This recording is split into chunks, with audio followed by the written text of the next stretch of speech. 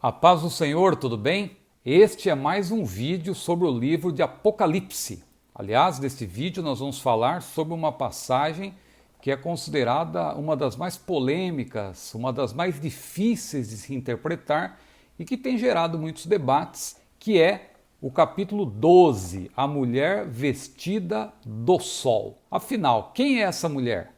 E quem é o filho que nasce dessa mulher? E o dragão? Então veja, são três personagens aí que chamam bastante atenção. A mulher, o menino, o seu filho, e o dragão que persegue a mulher que está com ânsias, diz a Bíblia, para dar à luz. Mas antes de nós explicarmos aí, falarmos um pouco sobre esta passagem, eu quero pedir, claro, para você contribuir aí para o crescimento do nosso canal, divulgando, curtindo, inscrevendo-se no nosso canal. Eu quero também aproveitar para fazer aqui duas recomendações importantes. A primeira, de um curso que nós estamos aí apresentando do nosso CETADB, o Centro Educacional Teológico das Assembleias de Deus. Esse é um curso de 2 meses para quem deseja se aprofundar em escatologia, perguntas escatológicas, são 101 respostas sobre a doutrina das últimas coisas. Eu, por graça de Deus, escrevi este livro do curso. Então, procure aí o site do CETADB, que está aparecendo aqui no rodapé, e você então poderá se inscrever para fazer esse importante curso. Quero recomendar também para você os livros da Chamada da Meia-Noite, da editora Chamada. Eu conheço a editora Chamada há muito tempo, desde o tempo do seu fundador, Vimalgo, lá nas décadas de 90, fim da década de 80, década de 90, eu já lia os livros de Vimalgo. E agora eu estou, além de ser um leitor dos livros da Chamada, eu também estou oferecendo para você uma oportunidade de adquirir os livros da Chamada com desconto. Então, se você desejar adquirir, por exemplo, esta obra de John Walvoord e Mark Hitchcock, 1ª e 2ª Tessalonicenses, se você desejar adquiri-la com desconto, é só entrar no site da Chamada, que também está aparecendo aqui embaixo, e digitar lá o código ZIBORD 2021. Com esse código, você vai obter desconto, tanto para este livro, 1ª e 2ª Tessalonicenses, como também este aqui que eu tenho indicado, Quando a Trombeta Soar, e vários outros livros da Chamada, os lançamentos. Mas vamos lá, o nosso assunto hoje é a mulher vestida do sol, que é uma passagem simbólica, uma passagem profética. Claro, o livro de Apocalipse é um livro rico em símbolos. Para você que ainda tem dificuldade para entender o livro de Apocalipse, é preciso que você saiba que o livro de Apocalipse, ele apresenta por meio de um quadro simbólico, pictórico, a realidade do futuro. Os símbolos têm que ser interpretados de acordo com o seu contexto, de acordo com o propósito do livro, e que tudo isso está muito claro nas próprias palavras de Jesus. Foi o próprio Senhor Jesus quem fez a divisão do livro, Ele faz a divisão do livro quando ele disse para João, escreve lá em Apocalipse capítulo 1 e 19, ele disse, escreve as coisas que tens visto e as que são e as que depois destas hão de acontecer. João, claro, obedecendo ao que Jesus lhe disse, escreveu as coisas que ele tinha visto, é o que está no capítulo 1, ou seja, ele viu Cristo glorificado e ele descreveu o que ele viu, claro, com as palavras que nós pudéssemos compreender. Depois, nos capítulos 2 e 3, ele escreveu as coisas que são, era o presente para ele, ou seja, é uma referência às igrejas da província da Ásia. E depois, a partir do capítulo 4, como fica claro no próprio livro, porque no capítulo 4 de Apocalipse, versículo 1, você tem ali João ouvindo uma voz que lhe dizia, sobe cá e te mostrarei as coisas que depois destas hão de acontecer. Então fica claro que tudo a partir do capítulo 4 é futuro. Agora, é importante você observar que Apocalipse ele tem uma ordem cronológica, ele tem uma ordem sequencial, mas no meio tem algumas revelações parentéticas, alguns interlúdios, algumas sinopses, o que é muito comum na literatura apocalíptica. Você ter alguma coisa inserida no meio para explicar, para retomar, para resumir, para falar de algo do passado. Está dentro do bloco de capítulos alusivos ao futuro, mas tem ali também algumas revelações parentéticas, alguns parênteses. Revelação parentética são parênteses dentro dessa sequência alusiva ao futuro. Esse capítulo que nós vamos aqui mencionar, Apocalipse 12, é uma revelação parentética, porque ele não fala só do futuro, ele retoma também parte do passado. Agora, ele trata do quê? Para nós entendermos bem essa revelação parentética, nós temos que entender primeiro quem são os principais personagens e o que eles representam. Porque, veja, não é a realidade, na verdade, uma representação do que vai acontecer no futuro. É como se você estivesse assistindo uma peça, e naquela peça será revelado algo do futuro, como, por exemplo, quando João, lá no capítulo 5, ele viu lá aqueles 24 anciãos, aqueles 4 seres viventes e tal, e ele foi descrevendo o que ele viu, porque ele estava diante de uma representação da realidade, do que vai acontecer no futuro. Apocalipse 12 é a mesma coisa. João viu um grande sinal no céu, que era aquela mulher vestida do sol. Pois bem, mas para entender, como eu dizia, você tem que identificar os principais personagens. Quais são os principais personagens? Vamos primeiro falar do menino, porque a mulher está com ânsias para dar à luz, ela está com dores de parto e ela dá à luz um menino. Há algumas teorias errôneas com respeito a esse menino, que são as seguintes. Há teólogos que dizem, por exemplo, que aquele menino representa a igreja. Nós vamos ver pela explicação que faremos que não tem nada que ver, porque tem características que identificam esse menino. Outra coisa, dizem que são os mártires do período tribulacional. Também não. Outra afirmação errônea, são os 144 mil israelitas que vão também, claro, prestar um serviço a Deus no período tribulacional. Nenhuma dessas teorias estão de acordo com o contexto. O que, na verdade, a própria Bíblia diz é que esse menino, veja, Apocalipse capítulo 12, versículo 5, diz que a mulher deu à luz a um filho, deu à luz um filho, um varão que há de reger todas as nações com vara de ferro. E o seu filho foi arrebatado para Deus e para o seu trono. Fica claro por essa descrição que o menino que nasceu será alguém que vai reger o mundo, as nações com vara de ferro. Fica claro no próprio contexto imediato, no próprio livro de Apocalipse, capítulo 2, versículo 27, e também em Salmos, por exemplo, capítulo 2, versículo 9, que esse filho, esse menino, é uma referência a Jesus, porque é ele quem vai reger o mundo com vara de ferro. Então, primeiro personagem identificado é Jesus. Aí temos um segundo personagem. Que segundo personagem é esse? É o dragão, que também não há nenhuma dúvida a respeito de quem é o dragão, porque o próprio contexto imediato, Apocalipse 12, versículo 9, fala da antiga serpente, né, que é Satanás, como está lá em Gênesis capítulo 3, versículo 5, Paulo também mencionou em 2 Coríntios capítulo 11, versículo 3, Satanás é chamado de serpente e também de dragão, no próprio livro de Apocalipse, no capítulo 20, versículo 2.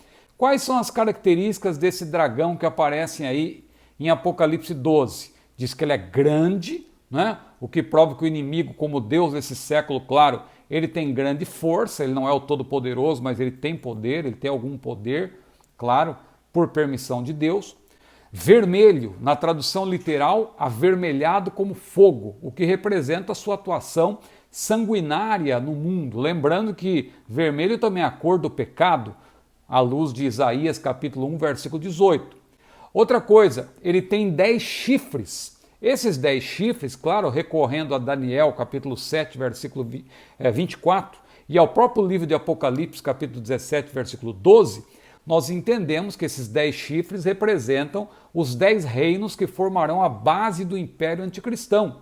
Como diz lá, por exemplo, Apocalipse 17, versículo 12, Os 10 chifres que viste são 10 reis, que ainda não receberam o reino, mas receberão o poder como reis por 1 hora, juntamente com a besta. Muito bem, o dragão também tem 7 cabeças, com 7 diademas. E isto diz respeito, claro, à plena autoridade que o diabo exercerá sobre os reinos da terra.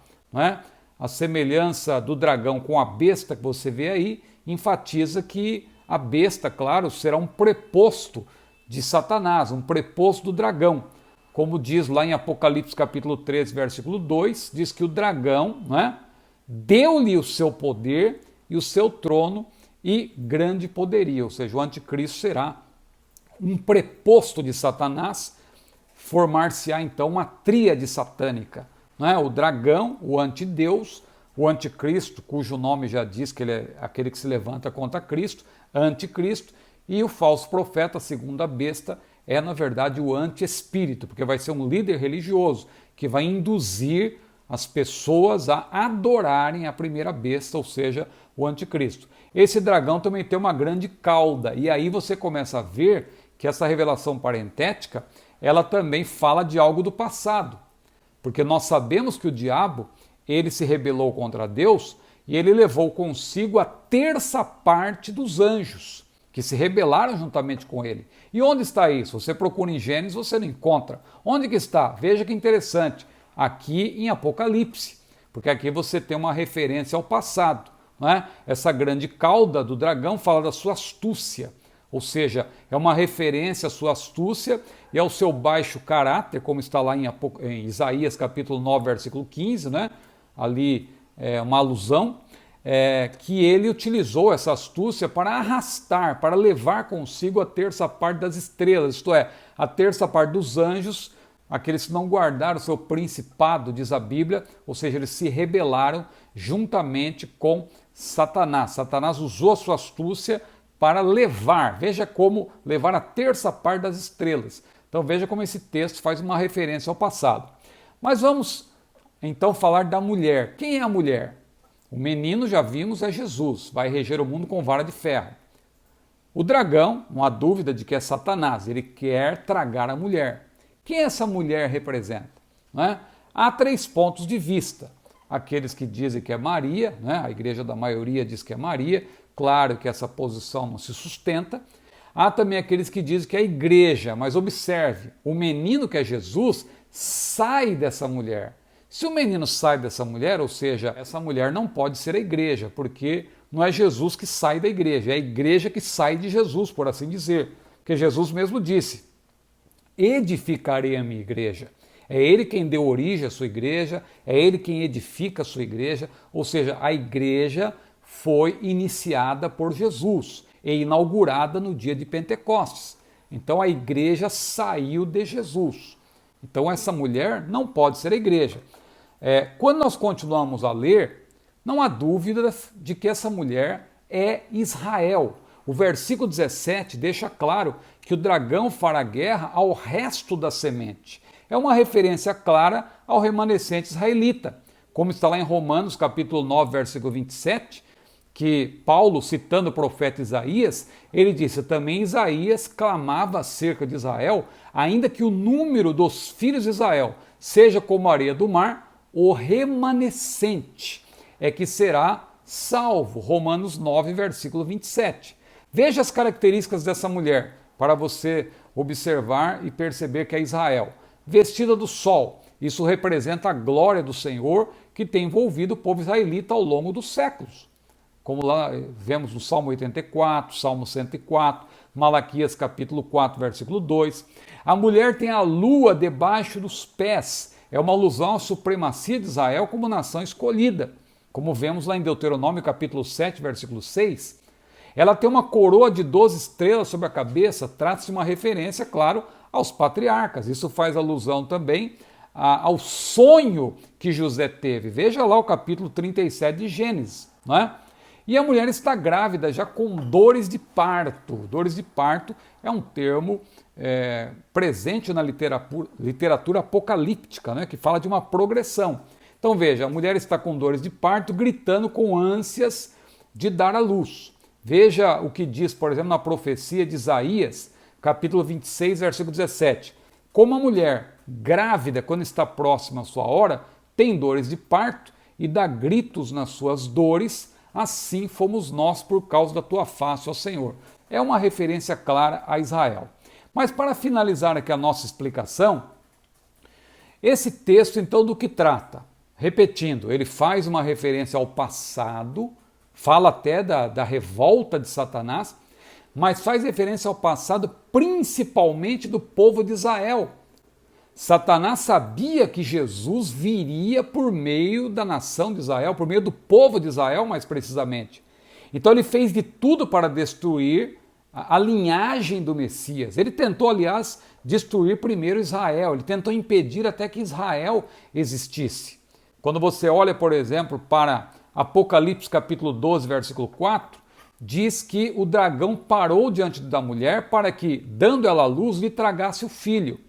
Isto fala do passado, quando Satanás se levantou várias vezes contra o povo de Israel, contra a linhagem do Messias, né, a linhagem pela qual viria Jesus ao mundo. Então veja, só para citar, para você estudar, né, nós vemos a fúria do dragão, que ele não conseguiu impedir que Jesus nascesse, mas a fúria do dragão ao longo da história. Por exemplo, Caim matou Abel, mas Sete deu continuidade à linhagem santa e piedosa, não é? Faraó mandou matar os meninos israelitas, porém Deus preservou a muitos deles com vida. Saul, endemoniado, também tentou matar a Davi, mas não conseguiu.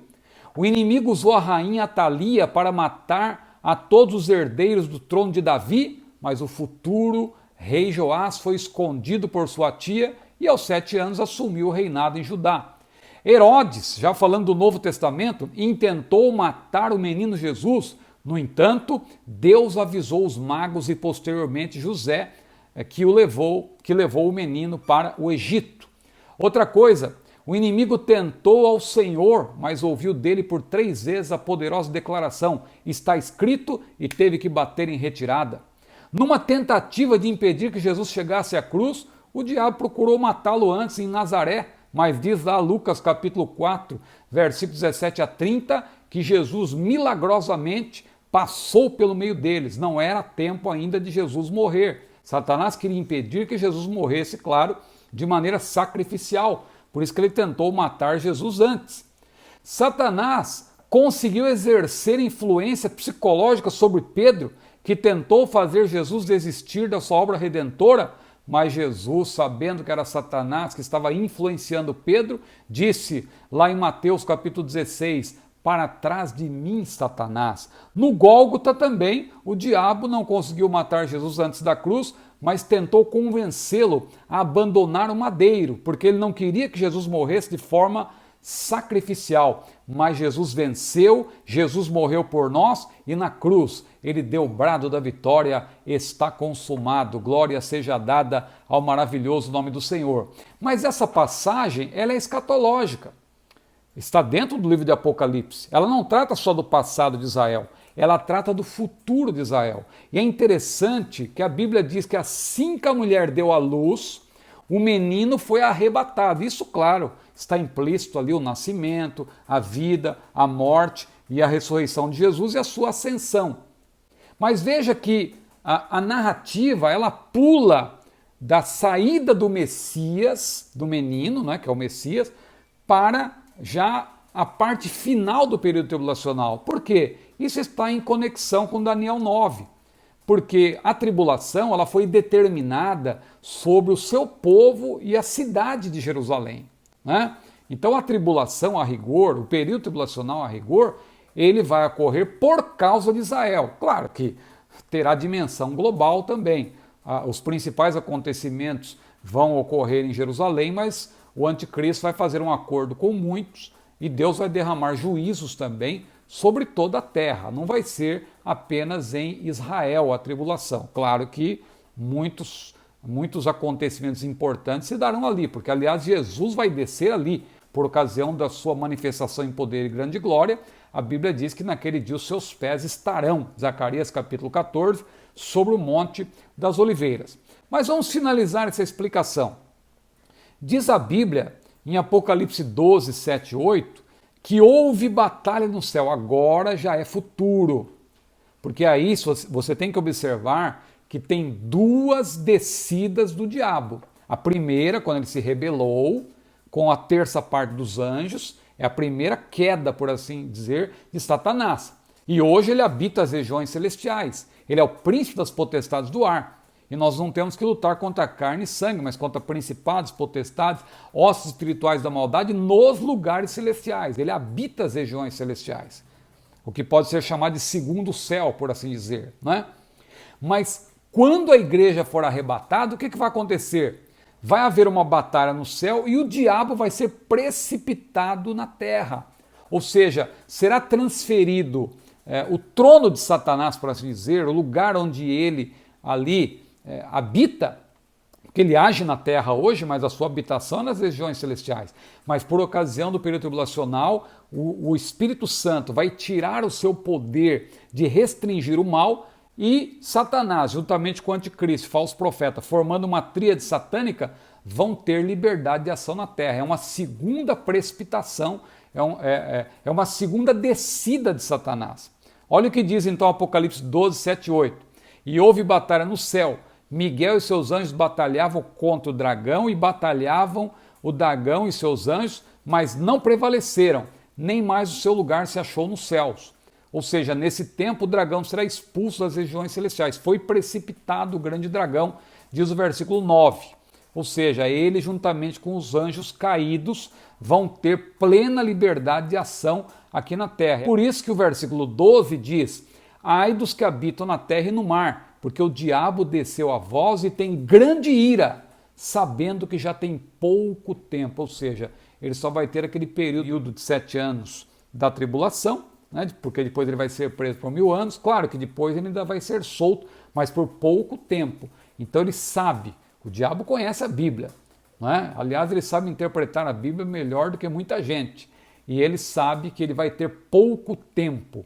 Então ele tem que fazer o máximo que ele puder fazer, né, para tentar destruir e levar consigo pessoas que, claro, não crerem na palavra de Deus. Então haverá grande alegria nos céus também, diz o versículo 12, né, porque todos os santos arrebatados e também os que morrerem durante o período tribulacional salvos, eles vão estar depois diante do Cordeiro. E o versículo 11 diz: eles venceram pelo sangue do Cordeiro e pela palavra do seu testemunho e não amaram a sua vida até a morte. Mais adiante, os versículos 13 e também o 15 dizem assim: quando o dragão viu que fora lançado na terra, perseguiu a mulher. Olha que interessante, a grande tribulação não tem nada a ver com a igreja. Quando Jesus é tirado, isso faz uma referência lá a Daniel 9, né? Que o Messias será tirado, o príncipe será tirado. É aí que começou o parêntese, né, o tempo dos gentios. Perceba como aí em Apocalipse 12 você tem também esse parêntese. Assim que o menino é tirado, não se menciona mais esse intervalo, que é o período que estamos vivendo hoje. Já se menciona a mulher sendo perseguida pelo dragão já no período tribulacional, na segunda metade. 1260 dias ou 42 meses, que é uma referência a 3 anos e meio, que é, de fato, a grande tribulação, o período final, a segunda metade do período tribulacional. Então, olha o que diz a Bíblia. Quando o dragão viu que fora lançado na terra, perseguiu a mulher, e a serpente lançou da sua boca atrás da mulher água como um rio, para fazer que ela fosse arrebatada pela corrente. Mas o que vai acontecer? Diz que a mulher, ela foge para o deserto, onde já tinha lugar preparado por Deus para que ali fosse alimentada durante 1260 dias. Isso já é antecipado no versículo 6, mas depois há uma explicação nos versículos 16 a 18.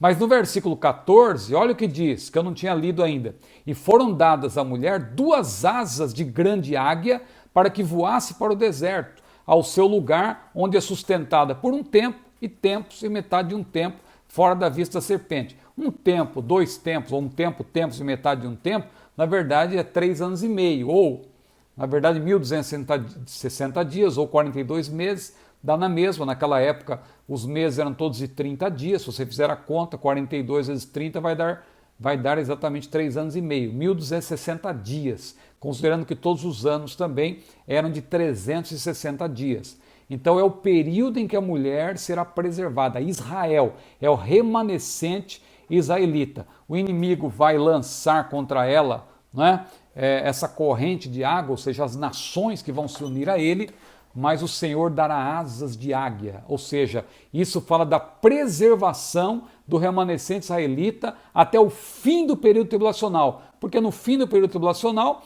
diz aí o fim do capítulo 12 de Apocalipse, que o dragão vai ficar parado, sem poder fazer nada, porque Deus vai proteger o remanescente israelita até que Jesus venha juntamente com a igreja. Apocalipse 19 ali mostra claramente que a igreja, que já terá participado das bodas do Cordeiro, ela fará parte dos exércitos do Senhor, diz Apocalipse 19, e Judas também diz que nós vamos nos manifestar com ele, e Jesus vem então para pôr fim ao período tribulacional.